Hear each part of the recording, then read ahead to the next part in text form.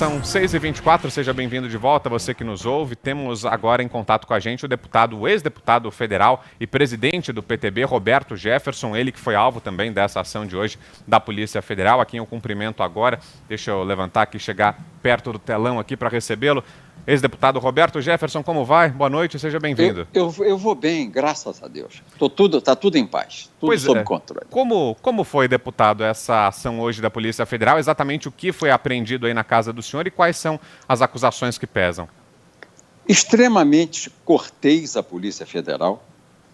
O pessoal chegou aqui, era o delegado mais 4 agentes da Polícia Federal, 6 horas da manhã. Aqui em Comendador Levi Gasparian estava muito frio, 11 graus, eu penso que a turma veio do Rio, de Nova Iguaçu, porque não estavam agasalhados os cinco membros da Polícia Federal, porque estavam com roupinha leve, devem ter sentido frio 6 horas da manhã. Eles entraram, revistaram a minha casa. O que me chateia é revistar a intimidade da minha mulher. Porque as minhas coisas eu não me incomodo de mostrar, mas tem que abrir a gaveta de calcinha, de sutiã, de meia calça. Isso ofende a gente, isso machuca a gente, isso chateia a gente. Eu sei que eles ficam constrangidos, mas na gente revolta. Porque ver a minha gaveta de cueca, de meia, de calção, não tem problema não, eu sou homem como eles. Mas revistar as coisas íntimas da minha mulher, isso chateia, humilha, magoa. Eu estou de saco cheio com essa coisa. Mas, tirando isso, a polícia nos tratou muito bem, revistou a casa toda. Eu não tinha nada que eles pudessem levar. Celular. O meu celular não estava em casa, porque eu ontem visitei minha sogra e esqueci, foi a bênção de Deus. Eu esqueci meu celular na casa de Dona Marlene. Então, quando eles chegaram aqui, eu não tinha celular. Eu não tenho computador em casa. Eu estava até comprando um para fazer live, eu estou comprando um computador, porque pelo telefone celular ele acaba logo a bateria. Então eu não tinha computador. E as armas que eu tenho são 2 de pequeno porte, armas registradas tanto na Polícia Federal como no Ministério do Exército, então eles não levaram. Estiveram aqui, viram tudo, revistaram a minha casa toda, saíram daqui às 7:55 da manhã. O senhor conseguiu saber do que é acusado? Quais são as acusações que pesam contra o senhor, deputado? Fake news. Eu tenho a intimação aqui do Alexandre Moraes, fake news, como se eu fizesse fake news.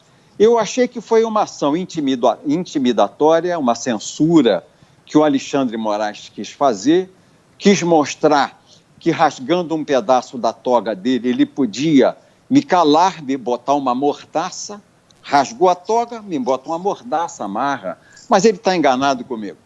O Alexandre Moraes tem que entender que comigo o buraco é mais embaixo. Eu já criei 3 filhos, eu tenho 6 netos, já plantei árvores, já escrevi um livro, já gravei um CD, já estou com 67 anos, vou enfrentá-lo de igual para igual, mesmo porque eu não acho que ele seja moralmente superior a mim. Um homem que era o advogado do PCC, primeiro comando da capital, em São Paulo, que reúne os criminosos do entorpecente, os mais ricos do Brasil, e que mandam matar lá de dentro da cadeia policiais civis, policiais militares e policiais penitenciários, o advogado do PCC, que desgraçadamente foi indicado por um partido político para ser ministro do Supremo, não tem qualidade moral, intelectual superior a mim. Eu não o respeito como ministro do Supremo Tribunal Federal, porque penso que ele envergonha a corte. Augusto Nunes, sua pergunta, Augusto. Deputado Roberto Jefferson, é um prazer voltar a falar com o senhor, apesar das circunstâncias aí que envolve a conversa, mas o senhor está tranquilo.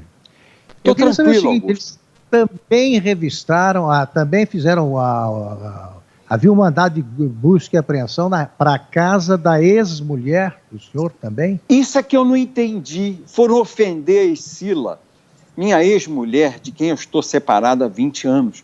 Ofenderam a Escila. Quer dizer, ela é uma mulher, tem a minha idade, 67 anos, acorda de manhã cedo e a casa dela é revistada. Por quê? Eu estou casado com a Ana há 5 anos, mas vivemos juntos há 18.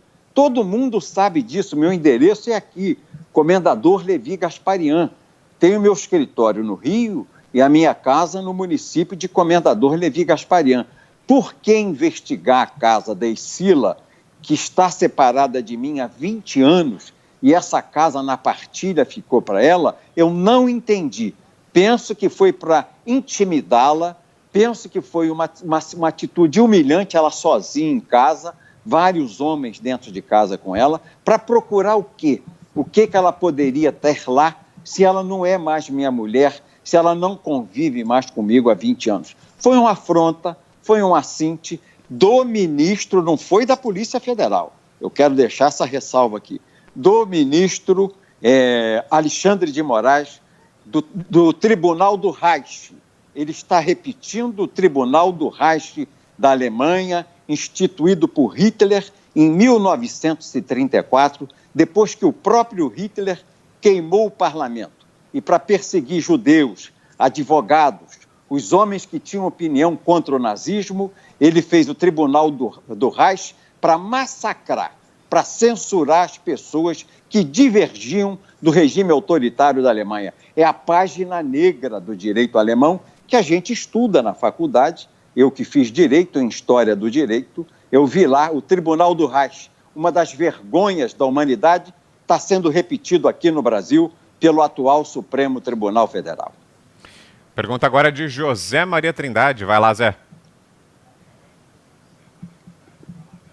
Olha, deputado, a situação é a seguinte, eu já previ aqui que isso vai servir para nada.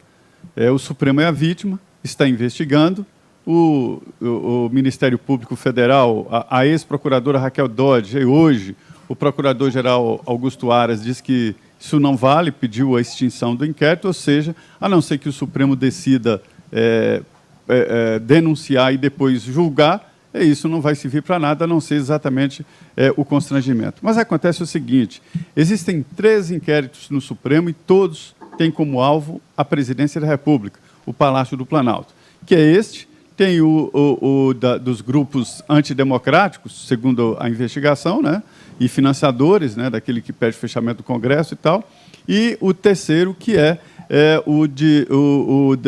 denúncia de Sérgio Moro de intervenção da Polícia Federal, na Polícia Federal. A expectativa é de que os 3 podem unificar os conteúdos num só, né? E isso aí é uma arma, de novo, uma arma jurídica contra o presidente Jair Bolsonaro.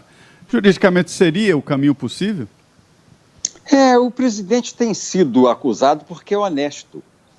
A liga que havia de harmonia entre os poderes, o legislativo, o executivo e o judiciário, até o governo do Temer, do Sarney ao Temer, era a liga da corrupção.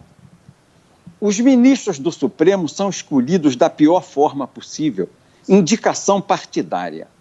Se os partidos indicam homens levianos para funções aí na administração direta, na administração indireta, toma lá da cá, para fazer caixa para o partido, os homens que eles indicam para o Supremo não podem ter assim uma diferença de qualidade moral tão grande como os indicados politicamente para cargos da administração pública.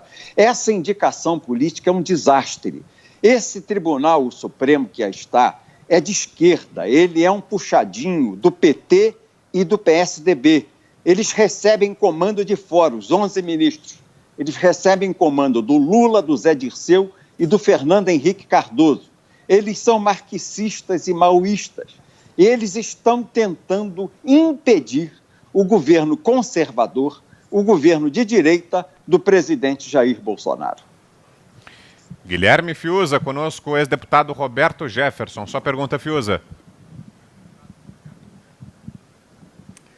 Deputado, o senhor explodiu o PT no escândalo do Mensalão.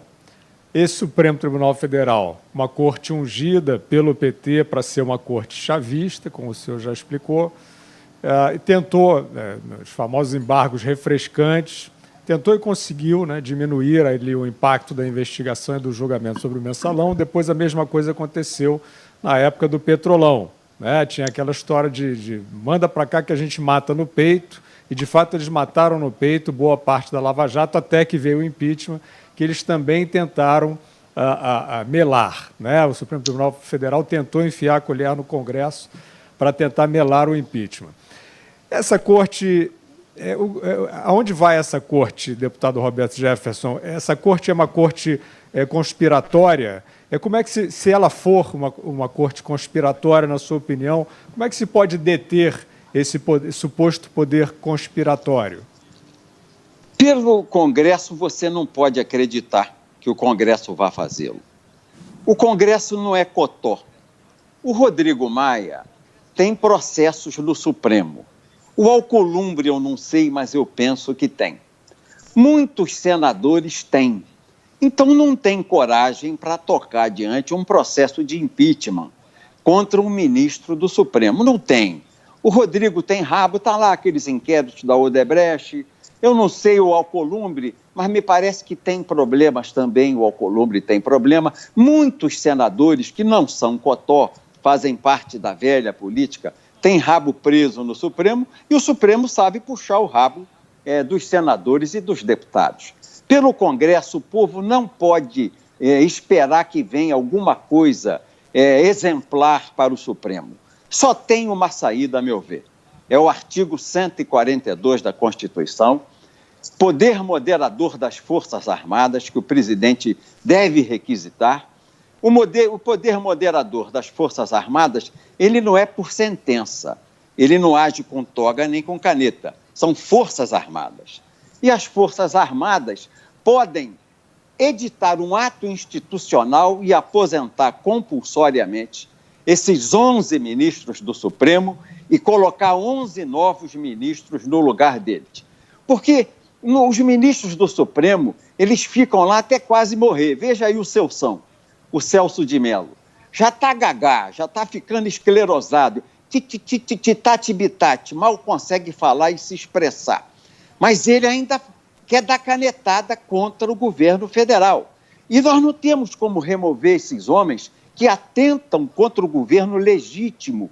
Legitimidade tem o governo eleito do presidente Bolsonaro. O poder emana do povo e dos seus representantes eleitos. O Supremo é poder nomeado da pior forma que existe, indicação de partido político, que depois puxa também o rabinho deles, porque se eles puxam o rabo dos políticos que têm processo, os políticos puxam o rabo dele dizendo, eu te nomeei, hein? Eu te nomeei. Haja vista aquela discussão do Saulo Queiroz com o próprio ministro Celção, dizendo, você é um juiz de M, porque ele não fez uma votação favorável ao Sarney. Eu só vejo uma saída, só há uma saída. As Forças Armadas convocadas, aposenta esses 11 ministros que são marxistas, são maoístas, são bolivarianos, como você falou, são ligados à esquerda, estão impedindo o governo do presidente Jair Bolsonaro, que é um governo honrado, que é um governo honesto, sério, não rouba, não deixa roubar, mas que está sendo impedido pela Suprema Corte, que é de esquerda, ele é conservador, é de direita, e a Suprema Corte resolveu peitar o presidente da República. Eu não tenho dúvida que todos os alvos de hoje, os 29 intimados pelo Supremo hoje, são deputados federais, deputados estaduais, são artistas.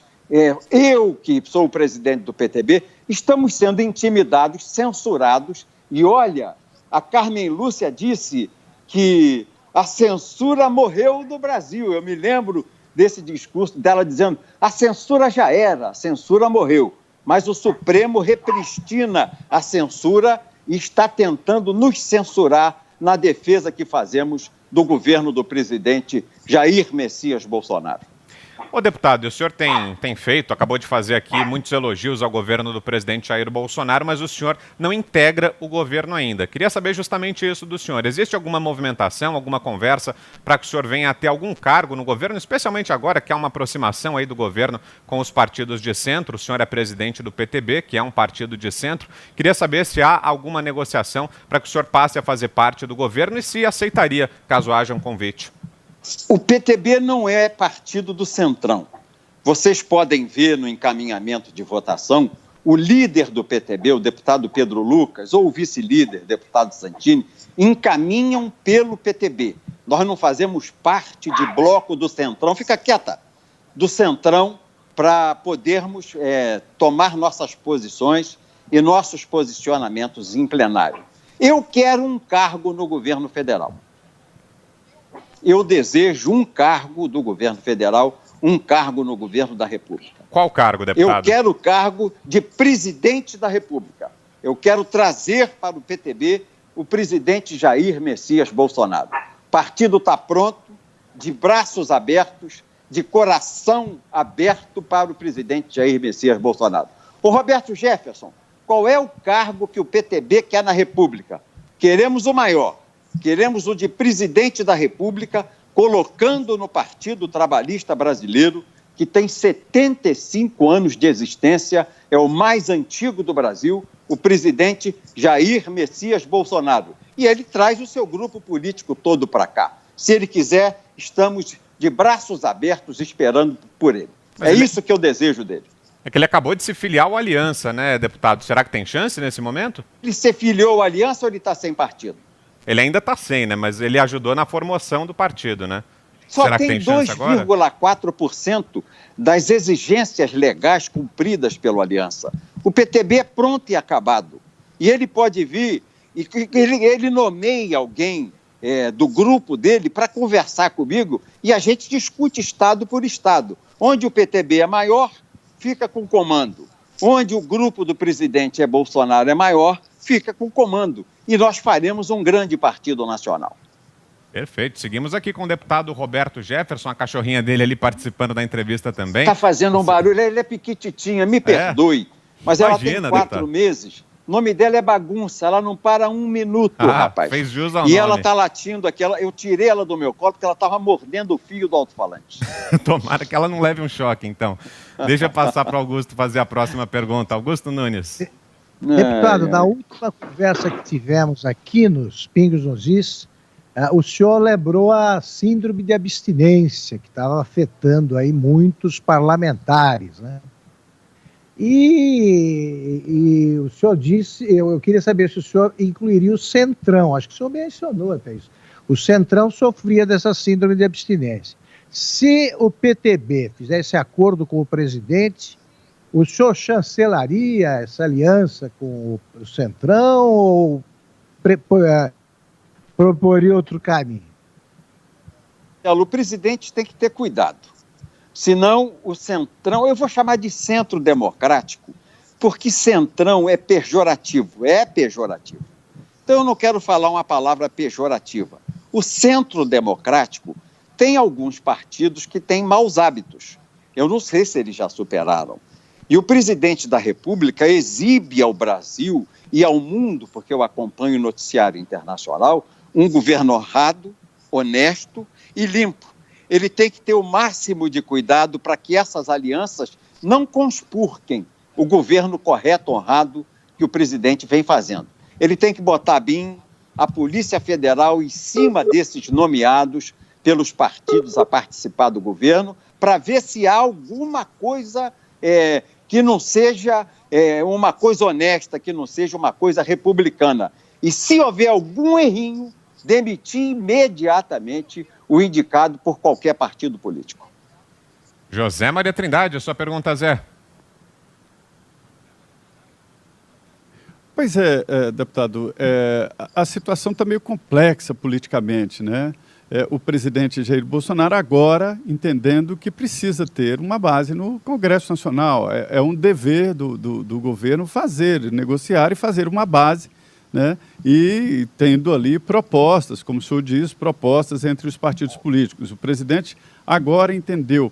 Está na hora certa? O que aconteceu que o presidente deixou para tão tarde entender que é preciso ter um apoio no Congresso Nacional? Ele viu sendo montado um processo de impeachment contra ele, com o Fernando Henrique, com o Rodrigo Maia, com o Dória e o Witzel. Aí nós fizemos aquela denúncia no Pingo nos Is. A coisa andou para trás, porque assustou, a reação popular foi muito grande. Aí você viu que o caminho foi por um atalho. Esse grupo, Fernando Henrique, que é o bruxo dos impeachments, seu aprendiz de feiticeiro, que é o Rodrigo Maia, o governador de São Paulo, o Dória, tomaram um atalho. Qual? Pelo Supremo Tribunal Federal, para amarrar as mãos do presidente. Tudo que o presidente faz, todo ato perfeito, administrativo, que o presidente da República toma no Ministério das Relações Exteriores, no Ministério da Justiça, imediatamente entra o mandado de segurança e o Supremo retalia, suspendendo a decisão presidencial.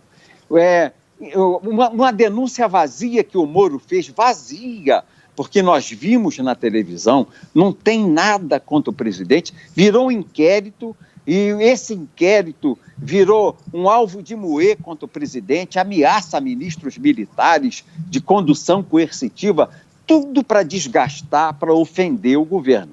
Então, o presidente, vendo que está acontecendo no Brasil uma tentativa de golpe contra o governo legítimo dele, legitimamente eleito, legitimamente empossado, constitucionalmente legal, o que ele está fazendo? Buscando uma base parlamentar para impedir qualquer aventura de 3/5 no plenário para um pedido de processo e impeachment contra ele. Ele tem que reagir, ele tem que se defender. Guilherme Fiuza, mais uma pergunta, Fiuza.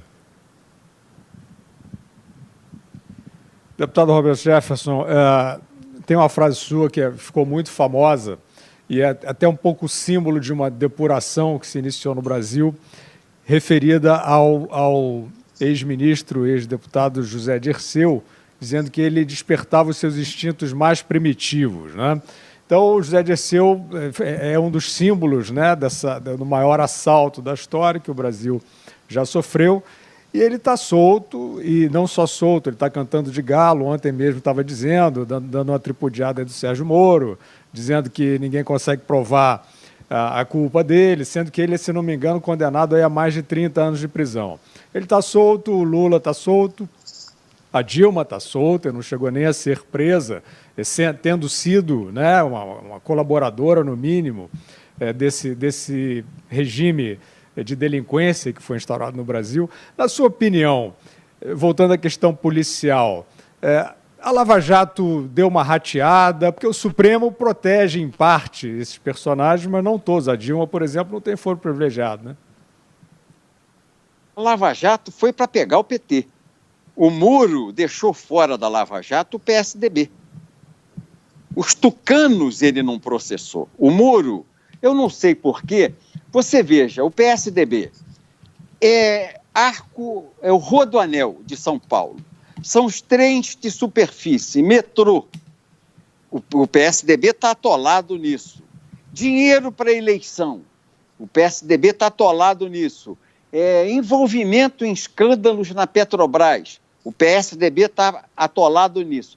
Essa intimidade com as empreiteiras que suscitaram a Lava Jato, o Moro não investigou contra o PSDB, ele só centrou fogo no PT. E esse processo do triplex do Lula, você sabe que eu não suporto o Lula. Mas esse processo do Moro, ele é um processo forçado, porque ele é apenas indiciário, ele não tem provas. Mas o Moro tem uma maneira de agir curiosa. Eu, como observador político que sou, e como advogado criminal que sou, o que faz o Moro? Durante todo o tempo de processo contra o Lula, ele foi plantando na imprensa notinhas para ir vergastando a imagem do presidente Lula. Estou dizendo no processo do triplex, que ele deu sentença condenatória. E teve uma operação dele, inclusive, que ele determinou busca e apreensão do Lula, não, condução coercitiva do Lula sob vara. O Lula estava no aeroporto de Congonhas, ele parou o Brasil. Ele parou o Brasil e conduziu coercitivamente o Lula a depor. Outra foi ele ter vazado contra a Constituição, contra a segurança nacional, contra o sigilo do presidente da República. Ele vazou uma conversa do ex-presidente com a presidente Dilma, que foi uma violência legal e constitucional, para plantar contra o Lula a incompatibilidade na opinião pública. Eu que já assisti a uma tourada em Sevilha, eu me lembro da imagem daqueles palhacinhos, quando o toureiro passa a capa vermelha e o touro passa, cansado, vai cansando o touro, ele vai bailando, vai cansando o touro, aí vem o palhacinho, finca aquelas bandeirilhas no dorso do touro para fazer o touro sangrar. Aí o toureiro passa de novo a capa, vai lá o palhacinho, finca a bandeirilha para fazer o touro sangrar. O Moro agiu assim, com o Lula o tempo todo, fez o Lula sangrar no noticiário. No final, o Brasil já torcia pela prisão do Lula. O Lula é culpado do Petrolão, do Mensalão, isso tudo ele tem culpa. Mas no triplex não tem prova consistente. Tem indício, mas não tem prova. Ele foi preso muito mais pela opinião pública do que pela prova consistente dos autos por essas ações do Moro. Ele planta a semente do mal e irriga com a opinião pública. Planta a semente do mal e irriga com a opinião pública. Eu vejo que ele está repetindo isso contra o Bolsonaro. Não há nada contra o presidente Bolsonaro. Quem assistiu à gravação da reunião do presidente Bolsonaro do dia 22 de abril do mês passado, vê que não tem nada. É um governo patriota, um presidente honrado, um presidente decente, que o crime que ele faz é abrir a geladeira do pobre para ver se tem comida dentro. Olha só, e o Moro disse que ele quis intervir ali em assuntos da Polícia Federal. Eu fiquei olhando, eu vi na CNN, fiquei olhando na CNN todas aquelas 4 horas de transmissão para ver se em algum momento o presidente falava em intervenção nos inquéritos da Polícia Federal. Não falou. O que o presidente disse? Que a segurança dos filhos dele era insatisfatória e que ele não estava satisfeito com o trabalho de segurança da Polícia Federal para os filhos dele no Rio de Janeiro.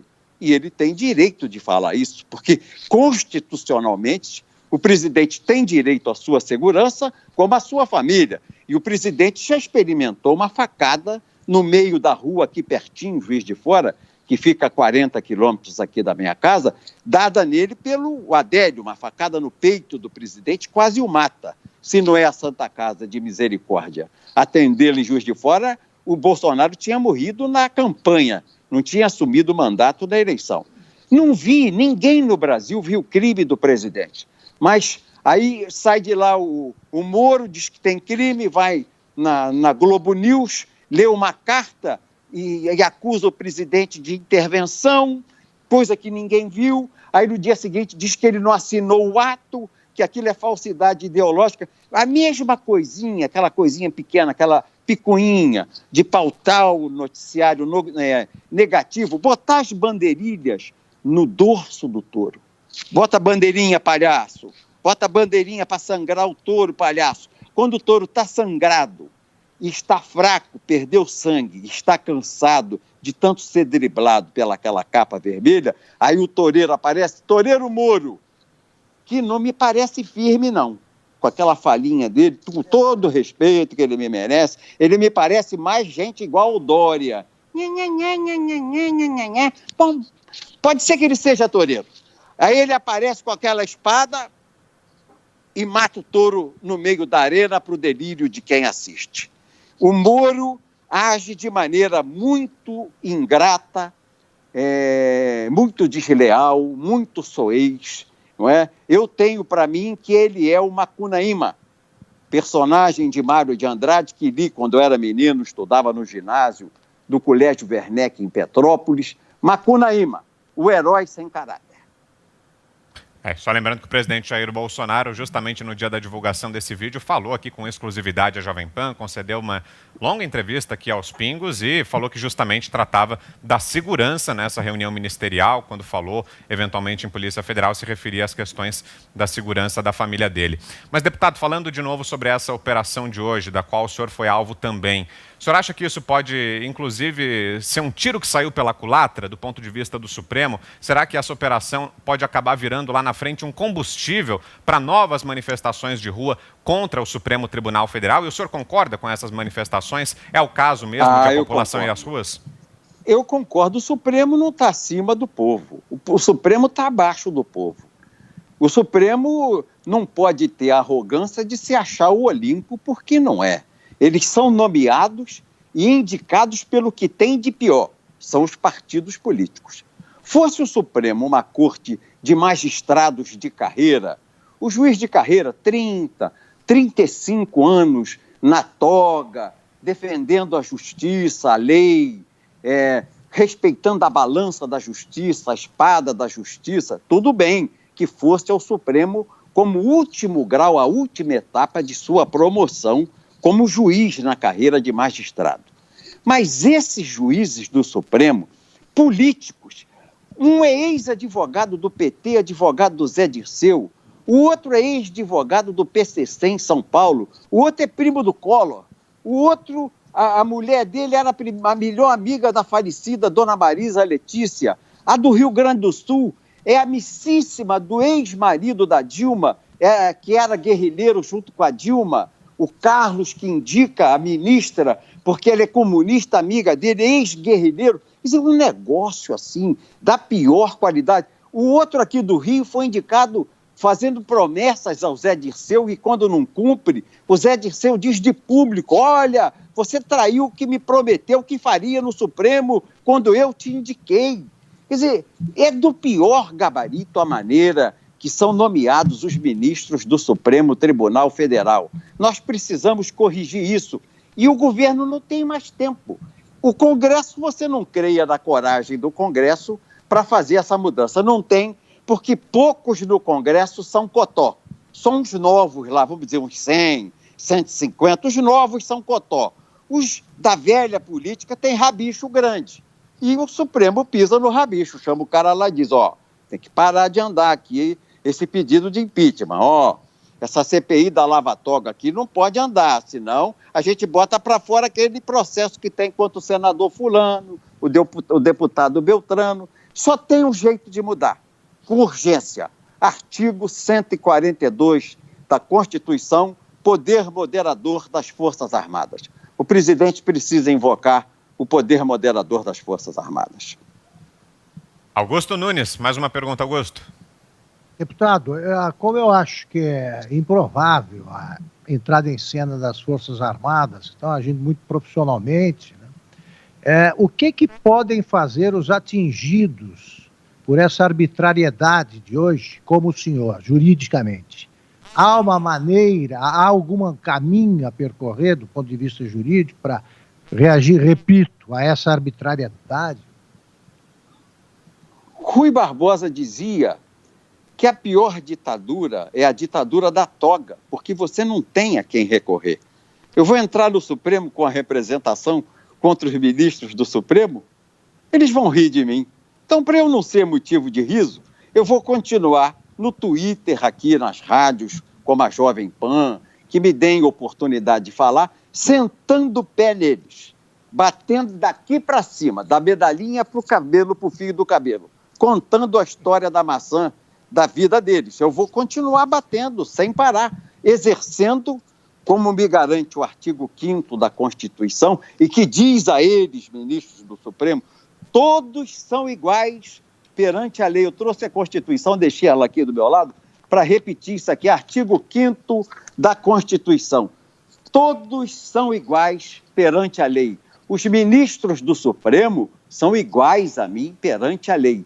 Se eles me criticam, me rotulam, arranjam para mim epítetos e apelidos, eu também os rotulo e arranjo apelidos para eles. E digo àqueles representantes do PT e do PSDB, marxistas, maoístas, de esquerda, eles não são melhores do que eu.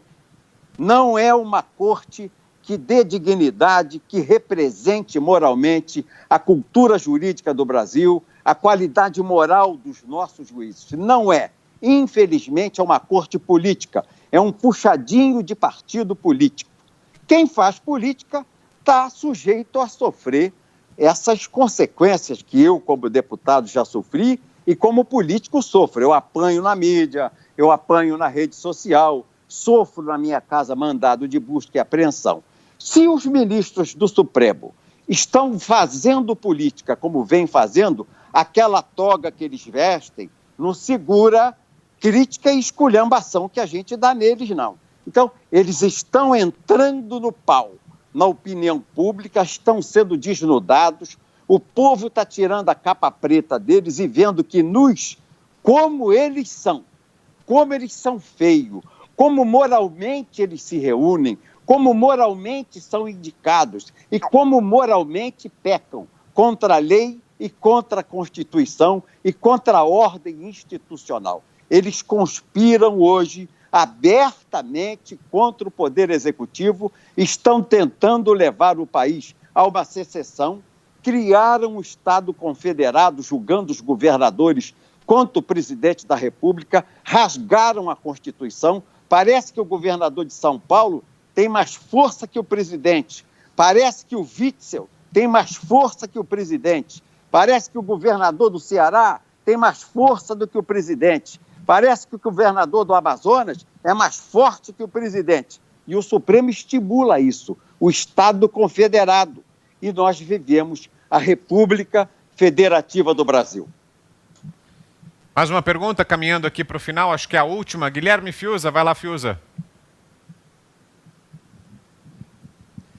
Eu só queria fazer uma observação, Vitor, assim, porque claro, eu não posso deixar de fazer em relação à condenação do Lula, né, pelo triplex e pelo sítio de Atibaia, com todo respeito à forma como o deputado Jefferson vê, mas o triplex e o sítio de Atibaia são a demonstração da corrupção passiva do Lula no processo da Lava Jato do Petrolão, né, quer dizer, ele está exaustivamente demonstrado ali naquele processo, que a ação do Lula junto às empreiteiras OAS e Odebrecht, nessa ação ele foi recompensado, né, e eu acredito que os processos são muito bem feitos ali, muito bem demonstrados, sem querer invalidar a crítica do deputado Jefferson, inclusive as condutas aí do Moro presentes, né, mas só queria deixar registrado que acho que são processos com condenação em 2 instâncias, no caso do triplex, 3 instâncias.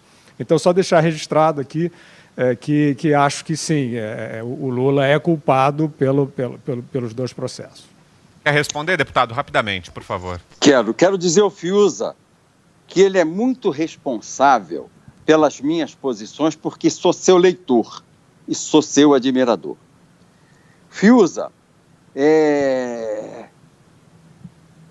eu creio que o Lula é culpado. Ele não pode ser o filete de água pura nesse cano de esgoto que foi o governo do PT.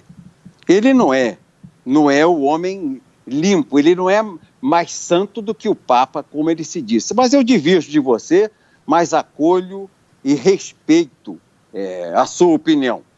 Penso que o presidente Lula teve um privilégio no Supremo. Eu fui condenado a 7 anos e 14 dias, cumpri 14 meses em regime fechado. Quando eu saí para o semiaberto, fui trabalhar no escritório de um ex-defensor público do Rio de Janeiro, Roberto Vitagliano, com quem eu comecei no Tribunal do Júri da Defensoria Pública no Rio de Janeiro, na capital. E foi ao presídio e falou: Jefferson, você vai trabalhar comigo no meu escritório. E na vara de execuções penais, ele credenciou o escritório dele para que eu fosse trabalhar. No primeiro dia de trabalho, eu fui visitado pelo jornalista Bernardo de Melo Franco, que era naquela época da Folha de São Paulo. Fez uma entrevista comigo que rendeu 1 página da Folha. Porque eu disse, o Bernardo, você quer entender o Petrolão, porque era o auge do Petrolão, você estuda o Mensalão. Porque o prefácio, o exórdio do Petrolão é o Mensalão. Então, se você quer entender o Petrolão, leia aqui o Mensalão. Eu tenho esse livro que eu escrevi sobre o Mensalão, e você, quando quiser tirar alguma dúvida comigo, vem aqui ao escritório que eu tiro a sua dúvida. 3 dias depois, eu recebo uma intimação do ministro Barroso, que estava como titular da ação penal 470 do Supremo, me proibindo de dar entrevista, de escrever no meu Twitter, que tinha 300 mil seguidores, e de dar entrevista à rádio, jornal ou televisão, dizendo que eu voltaria para o regime fechado se desse outra entrevista a qualquer órgão de comunicação. A mim, o Barroso censurou. Mas ao Lula e o Zé Dirceu, eles não puseram tornozeleira. Eu tinha tornozeleira. Eles não puseram tornozeleira nem no Lula, nem no Zé Dirceu. Deputado, deixa eu só me lembro que o rapidamente. Lewandowski Deputado, eu vou queria interromper que ele o senhor desse rapidamente. entrevista. Estou encerrando. Tá, não, pode concluir. Eu vou passar a palavra de volta ao senhor, deputado. É só para a gente fazer um intervalo para quem nos ouve pelo rádio. A gente precisa fazer esse intervalo agora e daqui a pouco voltamos. Mas pode concluir aí, deputado. Pesos e 2 medidas. Obrigado. Ok, aí o deputado Roberto Jefferson, ex-deputado federal, hoje presidente do PTB, esteve com a gente aqui em Os Pingos nos Is. Obrigado, viu, deputado, pela presença. Foi bom ouvi-lo. Uma boa noite.